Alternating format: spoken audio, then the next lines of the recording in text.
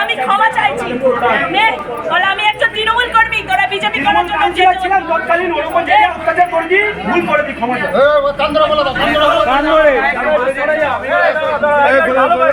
চারিদিকে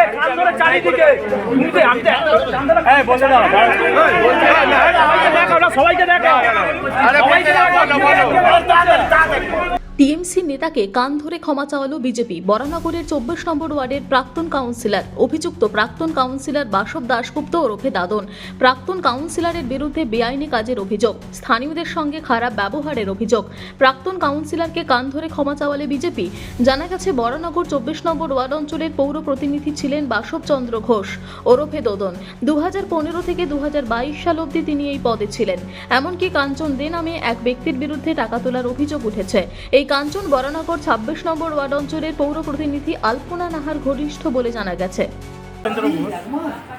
আমি তৃণমূল কংগ্রেস করি, আমি কাউন্সিলর ছিলাম 7 বছর। এবং আমি যখন থাকাকালীন কোনো অন্যায় হয়ে থাকে বিজেপি করার সময় বিজেপি যারা করতো তাদের উপর যে অন্যায় করেছি তার জন্য অত্যাচার করেছি। বল তাড়াতাড়ি বল, বলতে হবে কথা, তাড়াতাড়ি সত্যি কথা বল।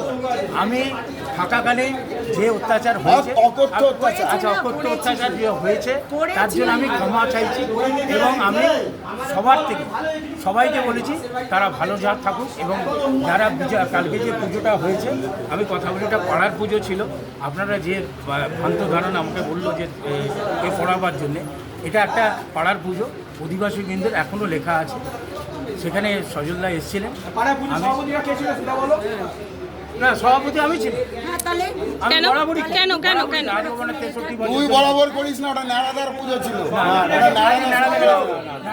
ঠিক আছে, ঠিক আছে, বলো তো, আমরা যা বক্তব্য বলুন। বললাম তার কি বলবো, তার জন্য ক্ষমা চাইছি। আর যাও, ক্ষমা চাইছি বললাম।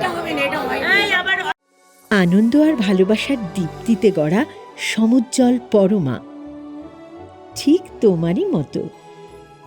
শ্যাম সুন্দর কোম্পানি জুয়েলার্স, আগরতলা, উদয়পুর, ধর্মনগর, কলকাতা।